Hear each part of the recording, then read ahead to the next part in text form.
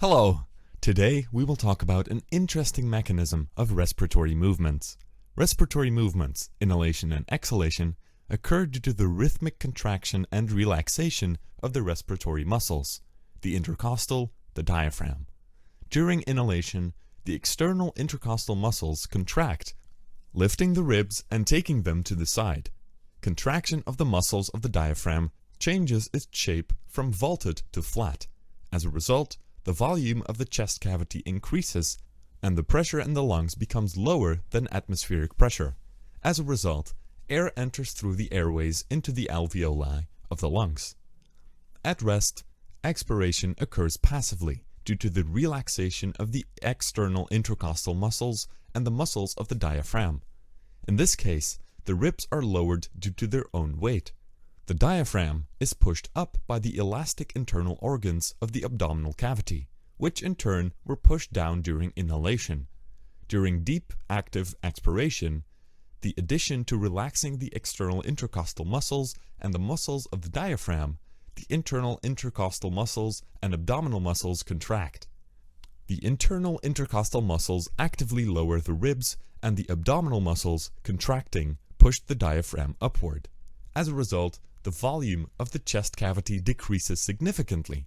The pressure in it becomes higher than atmospheric pressure, and the air is forced out of the lungs into the airways, and from there, out. Additional muscle groups can be involved in respiratory movements during excessive physical exertion. At rest, a person makes 16 to 20 respiratory movements per minute.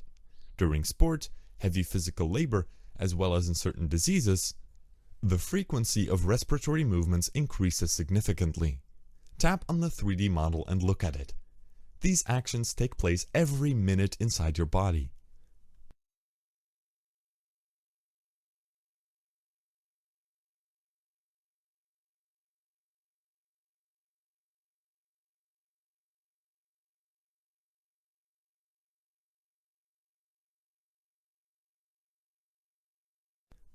Respiratory movements are regulated by the respiratory center, which consists of 3 respiratory groups of neurons, 2 in the medulla oblongata and 1 in the pons.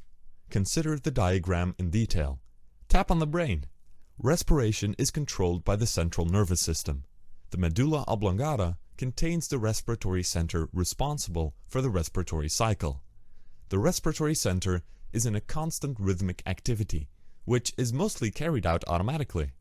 Rhythmic impulses are transmitted from the respiratory center to the respiratory muscles, which ensure consistent inhalation and exhalation. The cerebral cortex may be involved in the regulation of respiration. A person can arbitrarily hold his breath for a while, change its rhythm and depth. To understand this complex process, you can see a simpler diagram on the screen. Tap on it. The unconditioned reflex regulation of breathing is provided by the respiratory center located in the medulla oblongata and the pons. In addition to the rhythmic change of inhalation with exhalation, the respiratory center, closure of respiratory reflexes, holding the breath when immersing the body in water, protective reflexes of coughing and sneezing, and regulation of the activity of the muscles of the larynx, which coordinate swallowing with breathing. The nature of the respiratory movement changes and depends on how much carbon dioxide is in the blood. When a lot of CO2 accumulates in it, the excitability of the respiratory center at relative rest, an adult makes about 16 respiratory movements per minute.